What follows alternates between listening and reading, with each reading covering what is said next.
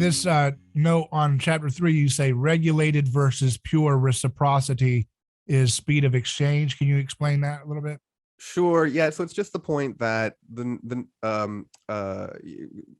both commercial relations and so trade and war, they're both driven by reciprocity. They're both being driven by the other, and there's the recognition of that. But within the regulated reciprocity, can we say for listeners and viewers, reciprocity equals imitation, or do you want to nuance that? Yeah. So this is going back to Girard going through Clausewitz earlier on in the text, right, in chapter 1, where Clausewitz recognizes that within war, things are driven by reciprocity, and Girard says, yes, Clausewitz has understood that it's mimetic desire that is really driving the whole situation, which will allow him to make the discovery of even what he would call social physics later on, in terms of looking at the relationship of the different opposing masses and how you can predict outcomes in war and stuff like that.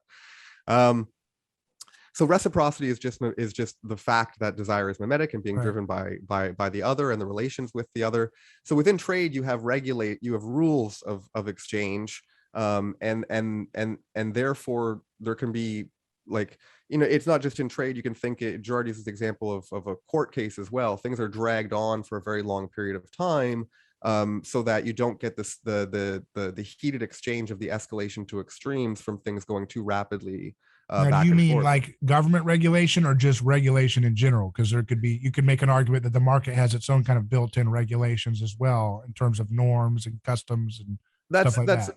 Yeah, so it's an anthropological tool that different societies developed, which is like, and in ancient societies you would not agree on a marriage contract or a trade contract. I just want to make that clear for the audience, because we're talking about terms that are more modern, like regulated trade, but we don't mean regulated trade in the way of political thought of that word. No, as an anthropological institution, just in terms of different communities would slow things down because they were afraid of the escalation to extremes.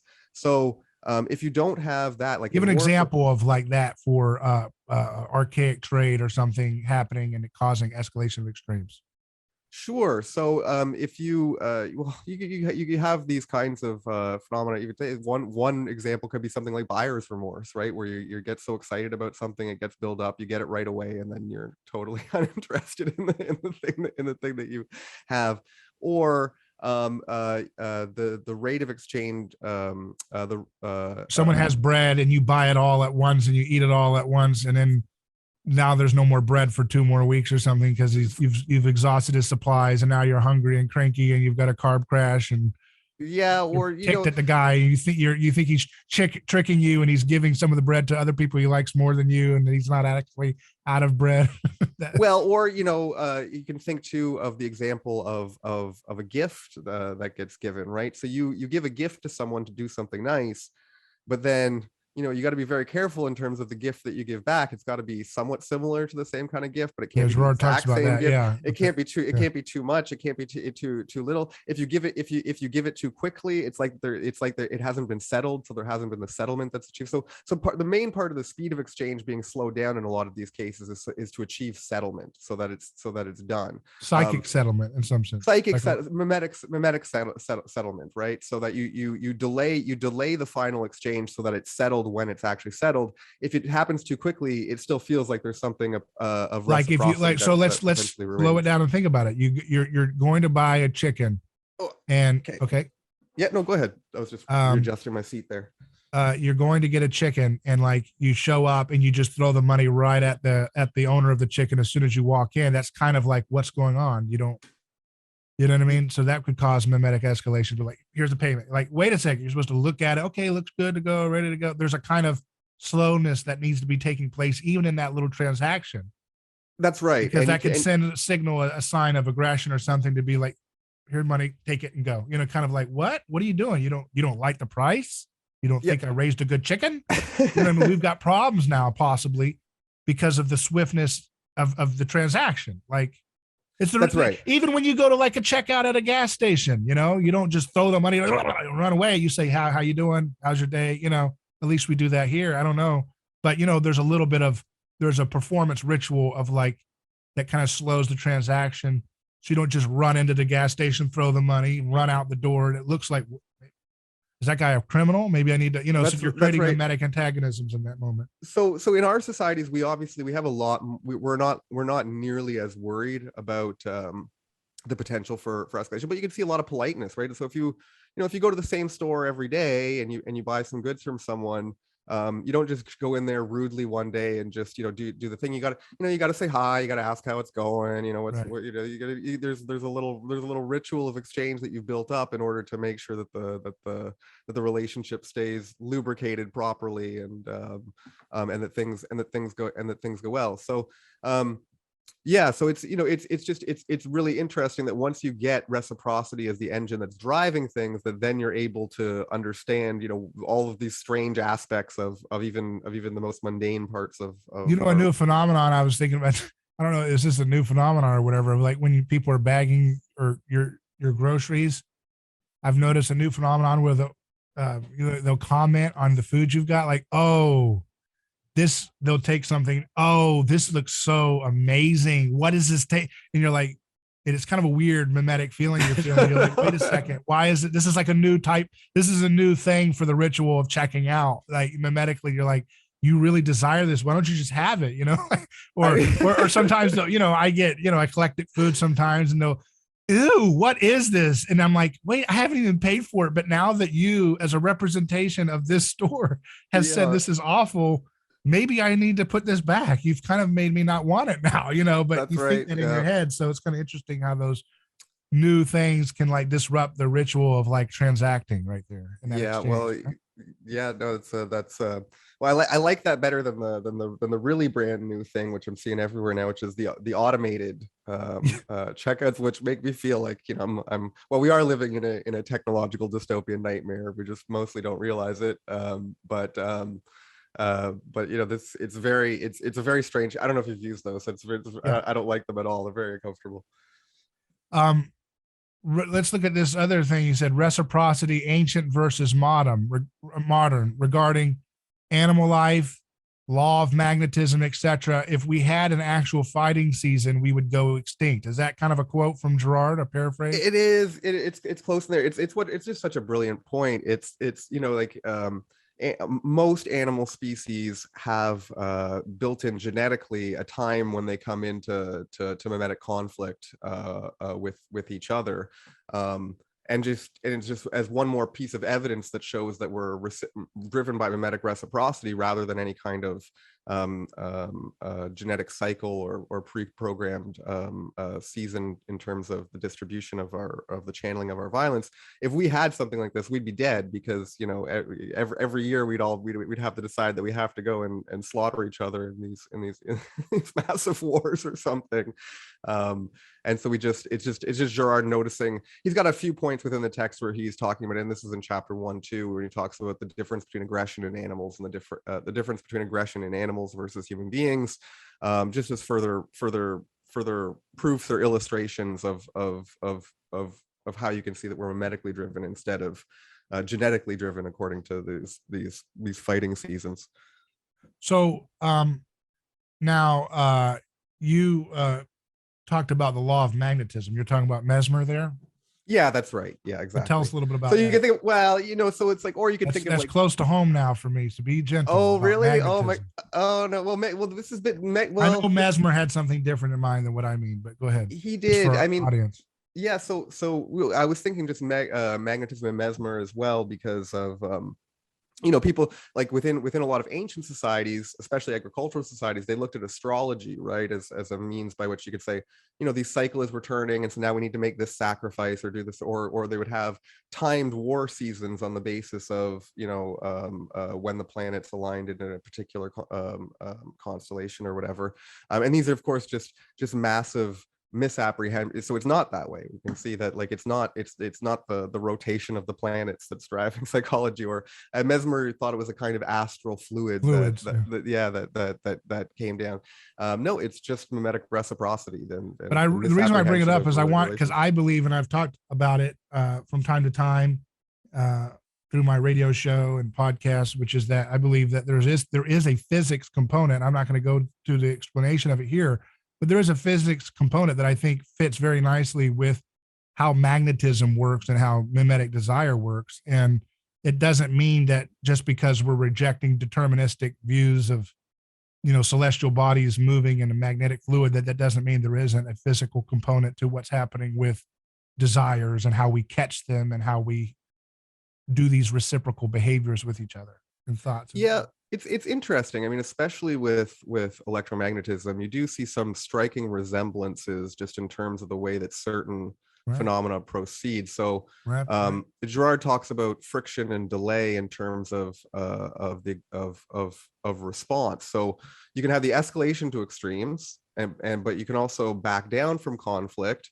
But rather than eliminate conflict, you actually only build up more of a potential energy for the exchange of the next conflict. So World War I wasn't the end of the conflict that was taking That's kinetic place. and potential energy kind of things. Yeah. Well, yeah. So you have the escalation towards ever more kinetic exchange, if you want. But then, if there's still the hostility, then you just build up more and more potential energy for future kinetic for future kinetic energy. So I'm just disclaimer is I believe there is a total physics component to everything here. Like you can make an analogy between them, but I wouldn't want to say that it's the exact same laws functioning in the exact same way, but that there is some kind of resemblance of continuity. Wouldn't it all be surprising? Yeah. I mean, the brain, the way that the brain is set up is with electromagnetic architecture. And I would say, and I would just say that it's not just an analogy. It actually is probably a manifestation of physics, but that doesn't mean that it's deterministic. I want to make that clear. You know what I mean? Because if your thoughts have a magnetic component to them, right, then you still have the free will choice of determining how you want to think about certain things and how you want to act about certain things, and you still have that choice of how you're going to orient your magnetic desire, so to speak, between things that are going to lead to conflict or towards things that will lead to peace and yeah, harmony. well, I mean, we're getting off into cognitive science and philosophy of mind, but certainly what it seems like what we have in terms of the best interpretation. This feels like a conversation between the left hemisphere and the right hemisphere. Well, yeah, but well, that this right now maybe, but you're like, this is another topic we don't want. Well, it's a big other thing to go into. So it seems like we have top-down causation in terms of our capacity for free will, but at the same time, there's still a whole bunch of your agency, if it's not paying attention, can be overridden by all different kinds of other processes that are going on. So it's a complex interplay of.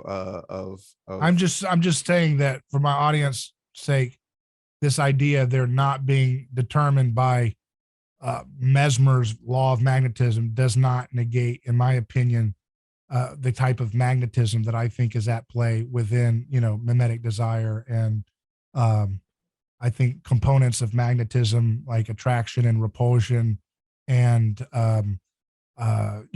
resonance and frequency, all these different things that are part of electromagnetic, force, I think can be incorporated into our understanding of mimetic desire without falling prey to some kind of determinism. So that's just. Oh yeah, no, there's definitely no reason for it to necessarily become deterministic, especially in any classical sense of determinism. But that, I mean, yeah, so definitely very different from that. It's just the notion that there aren't these regular genetically primed cycles or laws of nature in the sense of being determined in advance in terms of motivating us towards violence, but rather it's reciprocal action, it's mimetic desire that's what's driving our sources of conflict. And then Girard's got the contrast with how it is that order was really maintained, which is that we had gods, and the prestige of our gods gave us the stability of our permanent prohibitions. And these filled us with awe and terror, and were capable of regulating the society. And if that awe and terror faded, we could go back to sacrifice. How does the god get prestige? Well, the god's prestige is motivated precisely by the violence that originally went into the killing of the god. So it's the violence that stands as the overwhelming threat. So it's the fear and the terror of mimetic rivalry that is misapprehended. But then it's also that everybody in the society is all anchored on the same point. This is where Girard was, I think so brilliant in terms of drawing out the origin of language and where the symbolic originally comes from, and how the signified has to result from the shared center of signification, which everyone would have been brought together over and against in terms of the original sacrificial crisis and its resolution. So all of the prestige goes in that way, and is then maintained through sacrifice. But if what you have outside of this system of differential order, or through the regulations of reciprocity, such as we have in trade that we were discussing before, if sacrifices are taken away, then what we're left with is this ongoing escalation of extremes, whether that be the escalation of extremes of direct exchange, or the latent building up of more and more of everything that you might consider to be mania and anxiety and depression and resentment that comes about through desire and the delayed exchange. So there's this God prestige. The God's prestige comes from the terror of undifferentiated chaos that led to his murder or her murder, right? Yep. But it's also how polarizing and fascinating that God's perceived otherness is to people caught in a sea of sameness.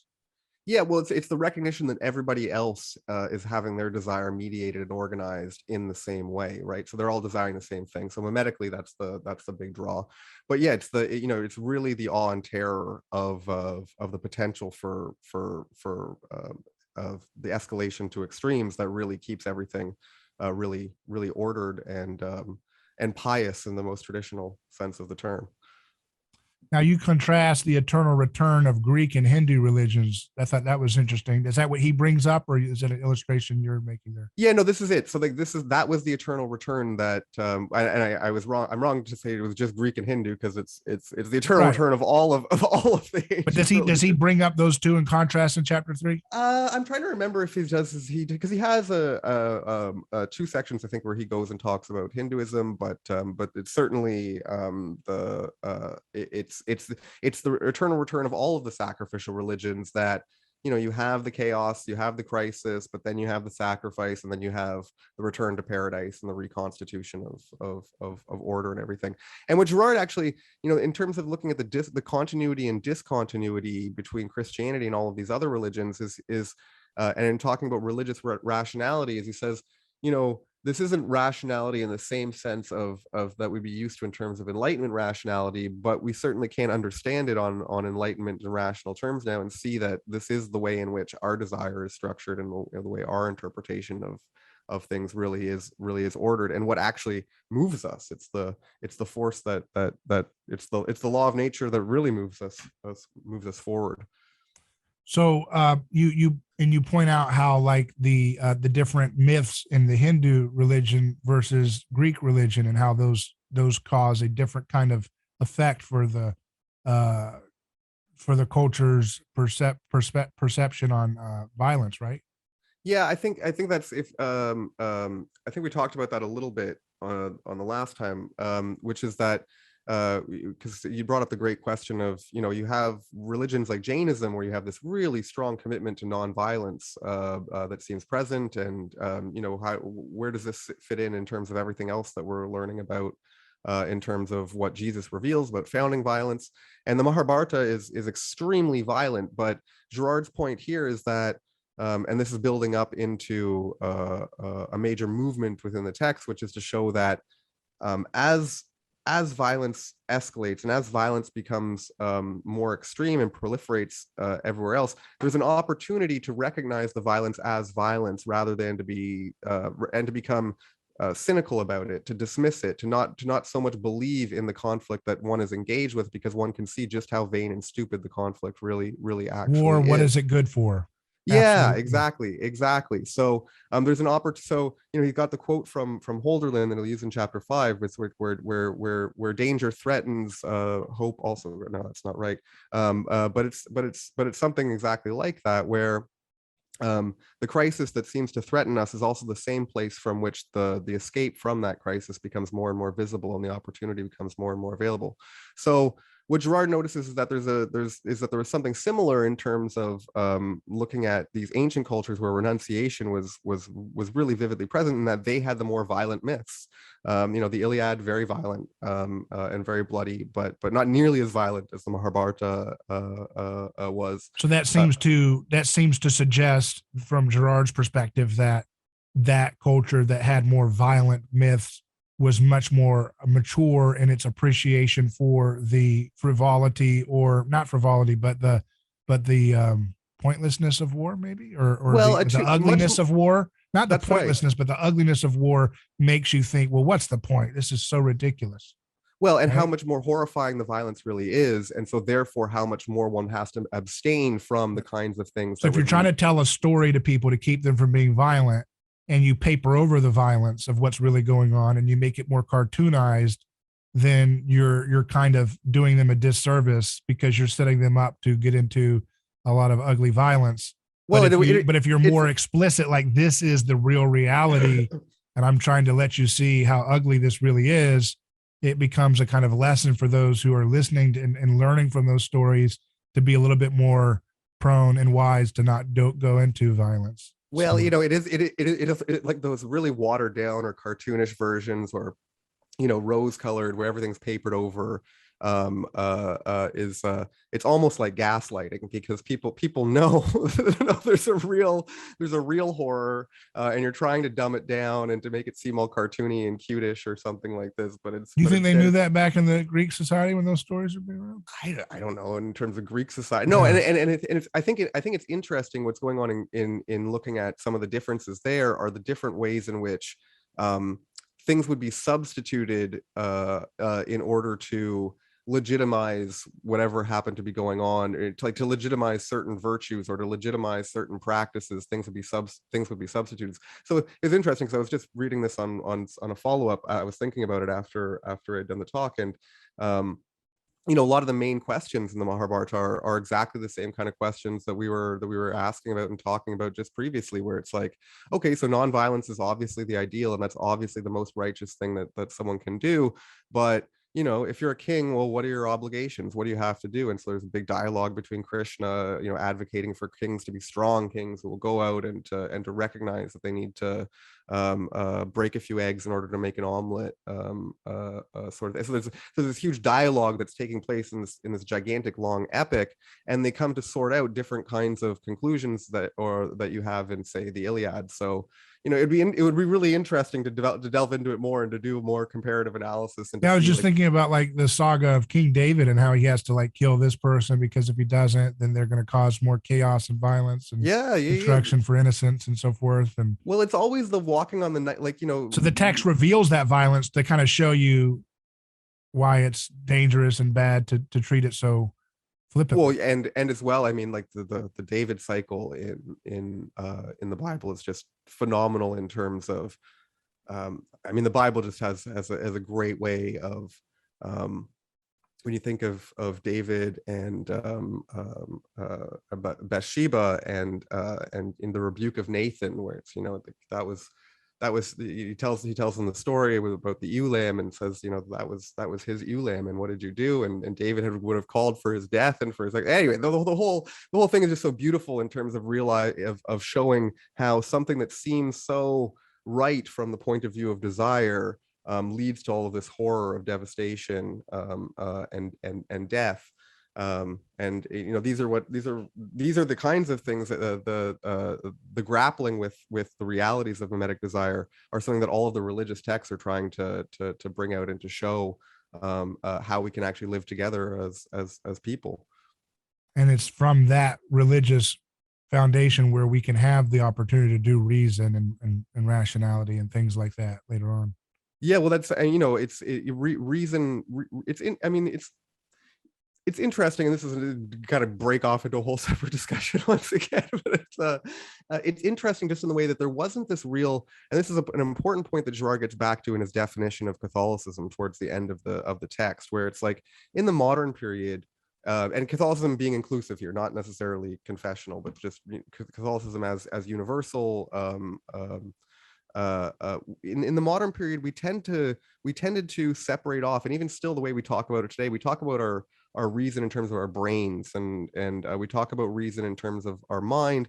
But in the classical world, in the ancient world, in all religious societies, and in the Bible too, um, there's a unity of mind and heart together. That there's a logic chopping, there's an analytical, there's a studying, there's an understanding, there's critical thinking, but there's a heart in terms of wisdom, and in terms of your disposition towards the world, and in terms of your interactions with others, in terms of your relationship towards the gods.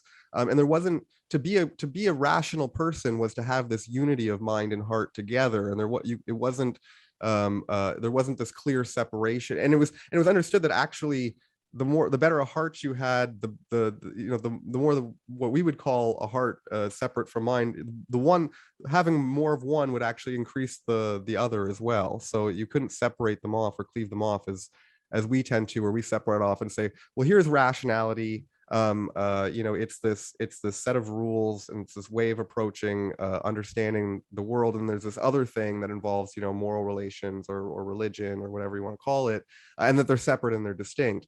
This is a schizophrenia that wasn't really present in human beings before the modern period, where it was understood that no, if you're going to understand the world, these things they're all real, and they have to all be integrated together somehow, and that's what it means to be a person. Mm-hmm. You talk about primacy of victory raised to the status of a rule leads to the most horrific outcomes. Escalation of hostile feeling and intent means that the adversary is treated increasingly brutally.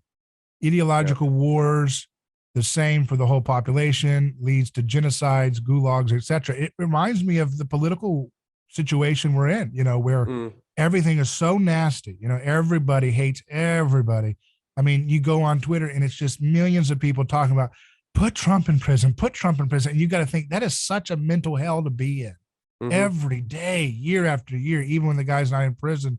I mean, not even in president anymore. And you're still just fixating so much collective resentment and anger onto different persons, and put those people in prison. And the right does the same thing: lock them up, lock them up, lock them up, lock them up. It's just this constant vicious aggression that politics is not able to contain as nice and neat anymore as it had done in more recent previous times in our history. No, that's right. And when it becomes about winning above everything else, when the rules of the duel are thrown out, and said that they don't belong anymore, and that no one's going to respect them, when you lose the kind of chivalry that was present in terms of conflict before, then all that you're left with is the escalation to extremes. And within this, what people want in terms of the punishment or the destruction of the other increases and increases. So if victory is the only thing that matters, then you can do whatever in order to achieve it, and not even to achieve it, but the hostile feeling will mean that things will get carried away to such a degree where you will think that horrific things that you wouldn't even actually need to do seem justified and legitimate and proper. That you're really making the right move. It seems so justified from the point of view of passion, and then reason will come in and come up with all kinds of justifications for you to seem to legitimize what's actually just being motivated by your underlying resentment and aggression and rivalry. So this idea that we should be able to take the leftist critique about the winning brand, winning, we got to win. That is kind of an inappropriate way to fixate, right? Because that's going to be primacy of victory. Doesn't mean, I'm not saying we have to throw away these taglines, but we need to treat them with some distance, right? I mean, if we're gonna I think it would be easy to confuse. If you took winning absolutely above everything, then that would be the case. But we got to win. We got to win. Yeah, and we don't know how to win. We need to win. we need to win in trade. We need to win in battles. We need to win in elections. We need to win. That winning rhetoric. I'm not saying it's evil. I'm not trying to be condescending to it. I think I use the word win. I'm just saying, like, when that becomes such a fixation for an ideological collective mindset, that's going to cause some problems there. Well, it's going to be the appropriation of the same desire by your opposition, right? Which is winning, actually winning more than the other one. Well, and so that their winning will be your losing, and your and vice versa, right? And so, there is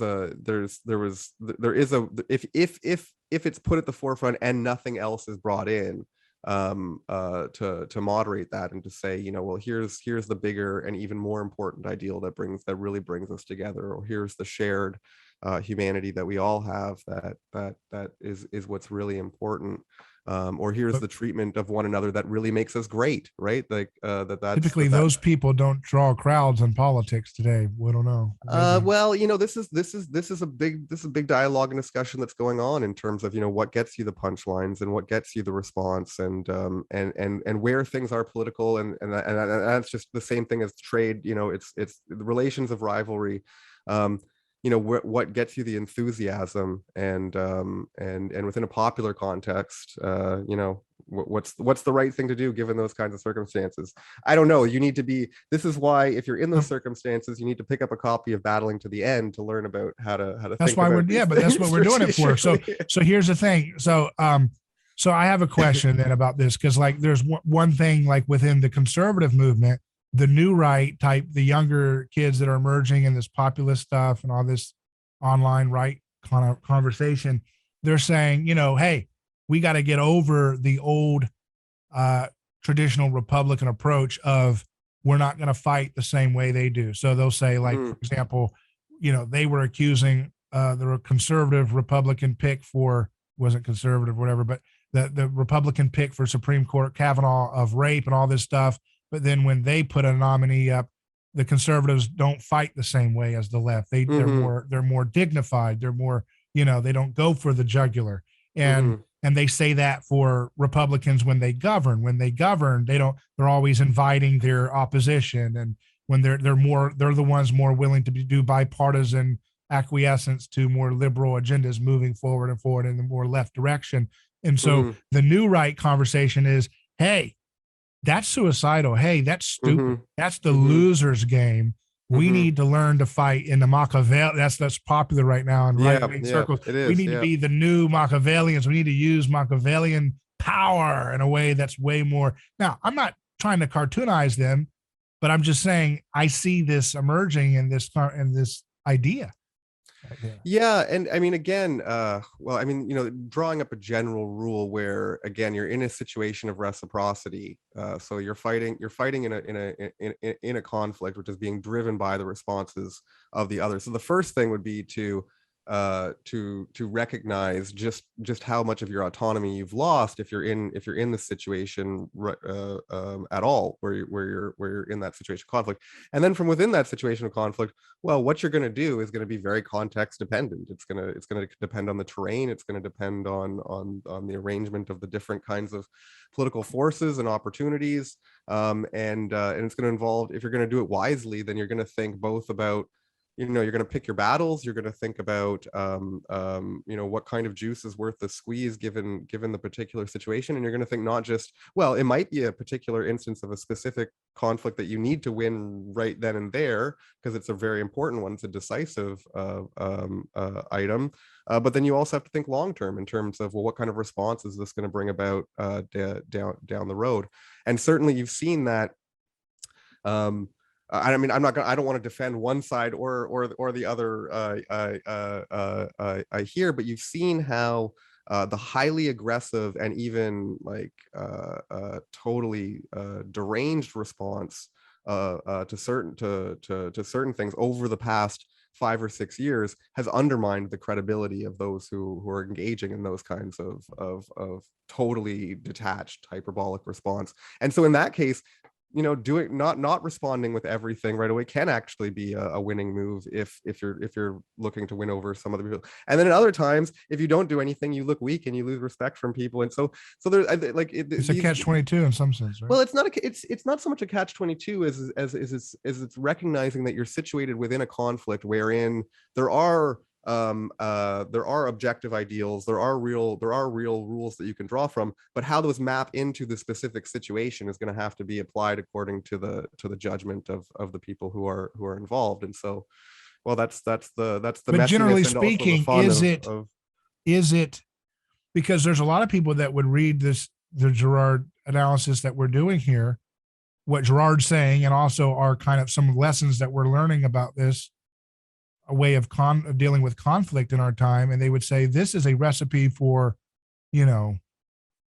having dignity and all this stuff that's going to make people facing nihilistic forces just really get mowed over. And so, yeah, I mean, I understand the argument that, if you just, are naive, and if you don't respond or do anything, that you'll just end up being defeated. And in general that sounds right, but how does that map into whatever specific context you're looking at and whatever you're talking about? And then what's the most kind of creative response? Sometimes the most creative response is something totally outside of the logic of that reciprocity and exchange, and maybe you can move from the internal mediation to the innermost mediation of the whole other way of being that we'll look at later. I don't know that if you're going to be able to do that in a lot of cases where you're dealing with economy or war, but there are always these little chances and these and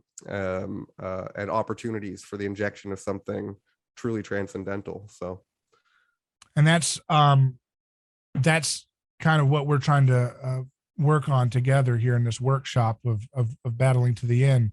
You go on to talk about codified wars versus technology of total destruction. Can we get into that a little bit? Yeah, sure. This is at the time that Clausewitz was writing, the era previously was one where there were rules of engagement, rules of conflict. If you'd capture prisoners, you might have ransom for them. You would have, you wouldn't fight where there's civilians around or something like that. You would go and fight on a pitched battle somewhere. So there's rules of war. As technology has increased, and as the democratization of conflict has expanded towards the inclusion of the whole society, no longer just professional soldiers, but now anyone can be conscripted and drafted into the army, and resistance can also extend to partisans, and partisans are labeled as terrorists. So you see that kind of in play, those two different types of eras of war in the American Revolutionary War, right, where you have farmers doing asymmetric warfare, fighting guerrilla style in trees against the more traditional British approach to the traditional lining people up in the middle and going. And the Americans did both, but they also did a lot of that. Yeah. I mean, this is there was new technologies that enabled new kinds of tactics. Right, where every farmer could have a musket versus the old days where you were a peasant, you didn't have the kind of knight armament and weaponry that the elites would have in the military. That's right, and it's not like raiding was a new tactic altogether, but technology and also the social ideas in terms of the democratization of participation. Like if it was even in ancient societies where you had well, it depends on which culture, but oftentimes you'd have a class of people who were warriors, and warriors fought with warriors, and everyone else was there was different rules that applied there. In Clausewitz's time, this is breaking down into where you see the emergence of modern conflict as it is now, and of course now with the development of nuclear weapons and all other kinds of different kinds of weapons that were hitherto unimaginable.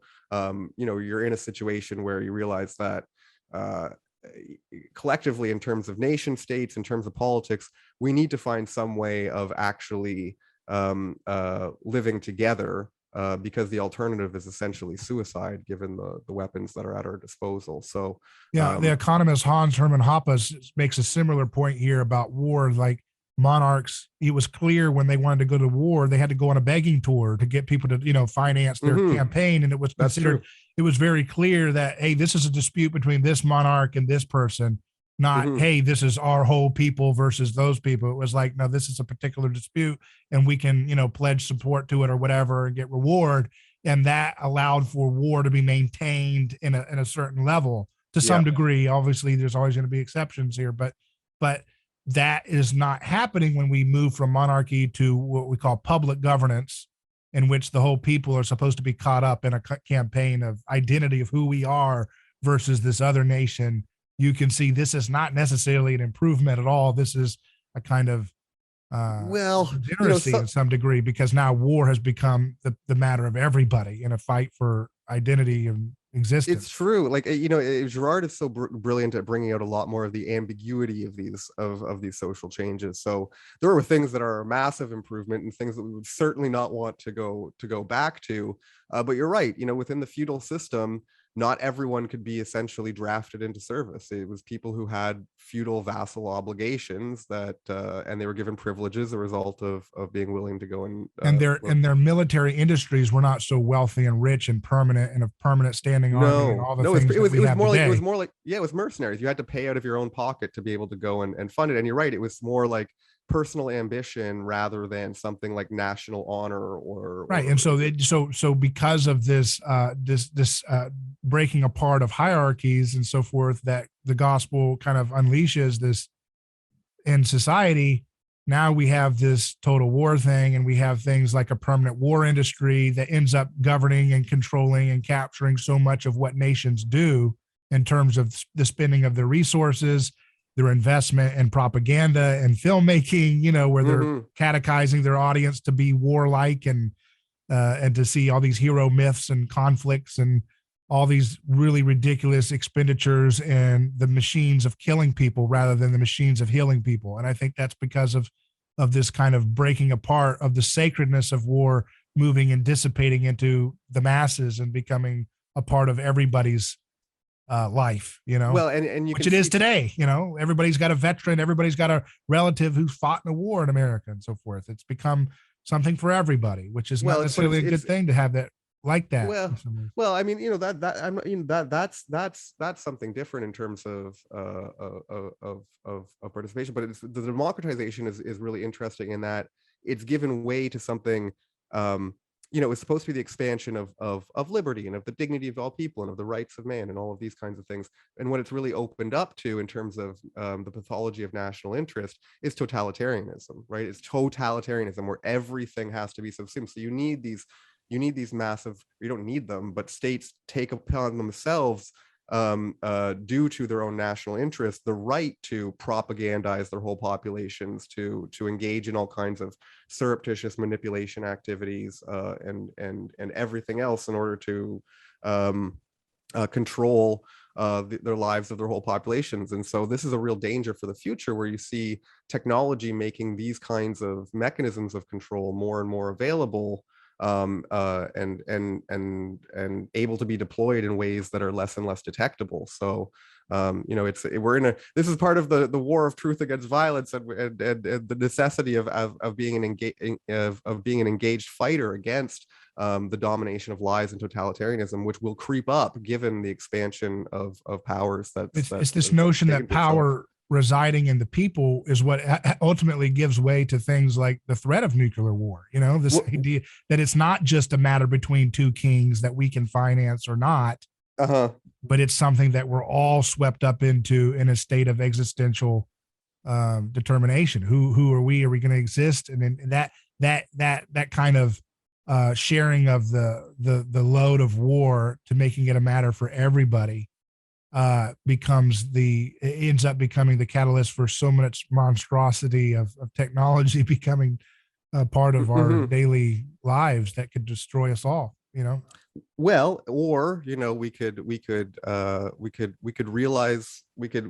realize our anthropology, we could realize what we're about, we could realize who God is, and we can move over to something that would just be obviously much better than the alternative. So let's hope it's the latter, while remaining wide-eyed about the. But you know, the problem with that, and this is where I'm going to really get a point across that we need to think about with Girard. Sure.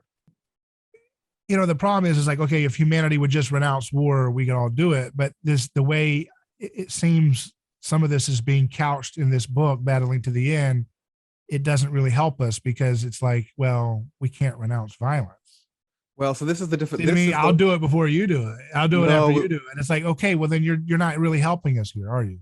Yeah. So I mean, well, first of all, you're exactly right, and that sort of attitude is the desire that you're giving to the other person is the exact same desire, which is that what we're really serious about is maintaining the ongoing conflict, and so that's problematic. But what Girard's really hit on here is that in the conflict between truth and violence, But because violence just wants to spread its domination over everything, and we kind of have to go back and articulate, the personalized truth and violence here. But if you adopt the stance of pacifism, violence will just exploit that, and will. So Girard uses the example of Hitler in 1936 when he went in and reappropriated the lands next to Alsace, and there was an opportunity to stop him, and they didn't, because they didn't want to go to war, and they wanted peace more than they wanted war. But if they had gone and attacked Hitler, all of his prestige would have been damped down. He would have been humiliated, and he wouldn't have been able to build up the enthusiasm for his later campaign, which was more successful for a time. So if you adopt the stance of pacifism, those who are engaged in the game of violence, well, they'll just come in and take everything, right? You have to have some kind of resistance to violence. This resistance has to be grounded in something that isn't just violence, and so it has to be grounded in the truth. And so, if you adopt the stance of pacifism, then really you're just letting violence win, and truth won't allow, or truth is engaged in a war with violence. It's not going to allow it to win. So I mean, that's the argument that all these interventionists use for their wars. I mean, we have to stop Putin, we have to stop Kim Jong-un, we have to stop Saddam Hussein, Assad from gassing his people, Saddam from getting weapons, Iran from getting nukes, Putin from expanding his empire around the world. So therefore, if Girard's argument there, you can use that to revivify all these freaking interventionist wars. Well, I mean, it's all mimetic at that point. It's like, well, again, where it comes back to, actually having to look at the strategy. It's like the politics we were just discussing, in terms of, like, what's the right course of action in terms of response to this kind of thing.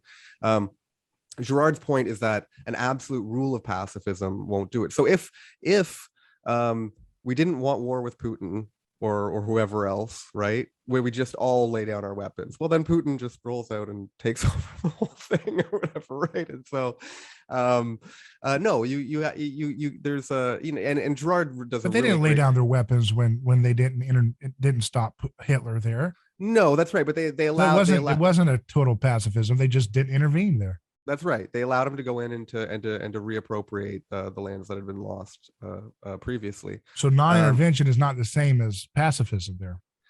So it's basically just it's Girard's rejection of pacifism as a rule that can be taken within the situation where violence is still operable and out in the world. Is that there has to be some kind of heroic resistance that's going to stand athwart to violence while still holding on to the principles of renunciation. So this is actually going to be this is what Girard is going to build up, is that both pacifism and the primacy of victory are weak positions. It's the defense, it's the resistance that wants war, and it's the one who desires war that will win ultimately.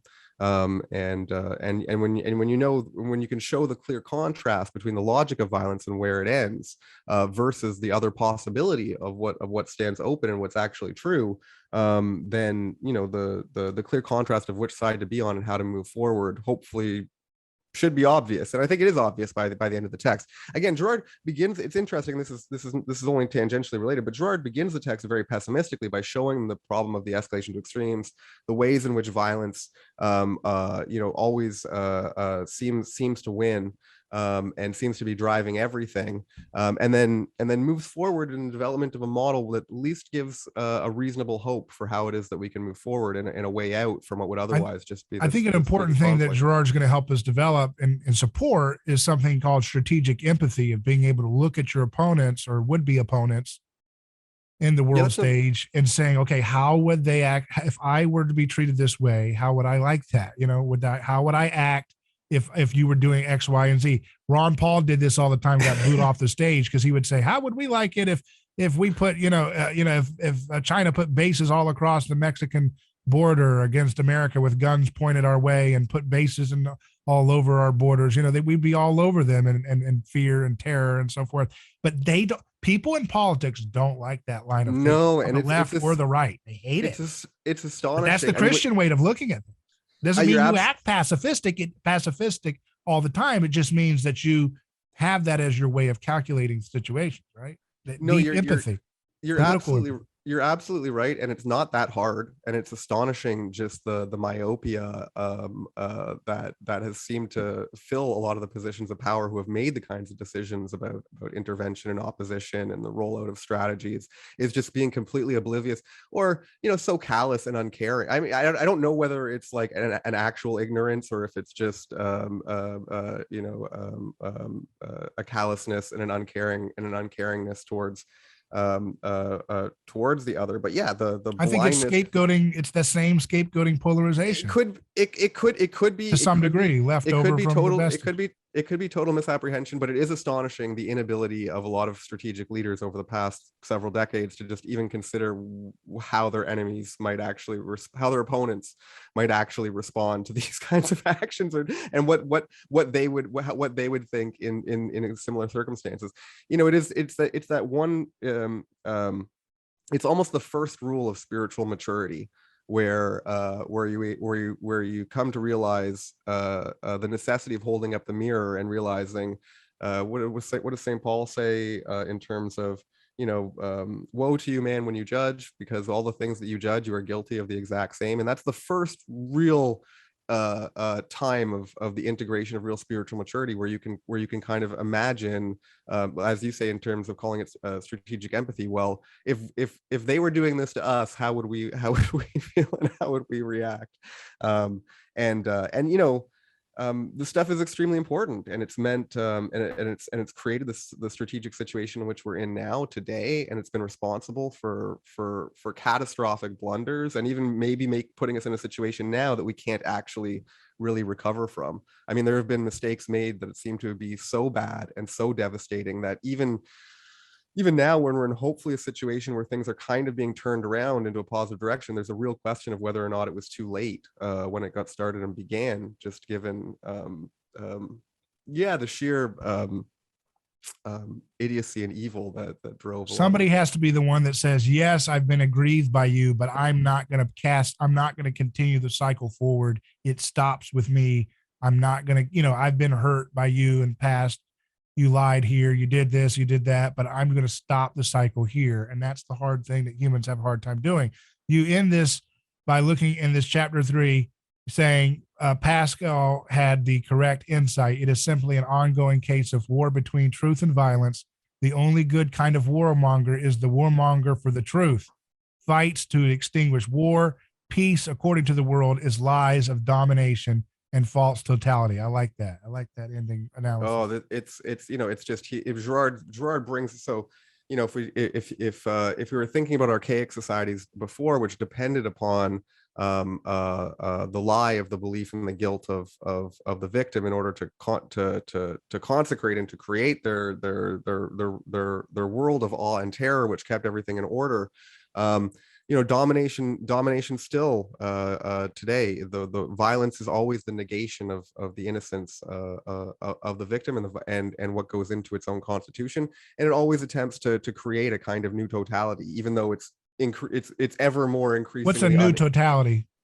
So the totality, and actually I want to get in maybe we can save talking about totality for the next time, because it's a really key concept in terms of the way that Girard's building it up with Levinas, and it's there's a lot to reflect on. So what's totality? We'll leave it there. I appreciate your time, Craig. Okay. I want you to know that we really appreciate you going through and trying to make this presentation on your channel accessible for everyone who have not read this book. And I want people to go to search for Craig Stewart, Rene Girard, to find his channel. Craig Stewart, Rene Girard, or you can type in Battling to the End to find him, because there's a lot of Craig Stewart. So we want you to find the right Craig Stewart, so you don't find his mimetic double. That's right. He was preaching against Girard probably on that channel, but it's Craig Stewart, Rene Girard, to find his channel on YouTube. Thanks again, Craig. No, thank you, David. It's always great. Very good.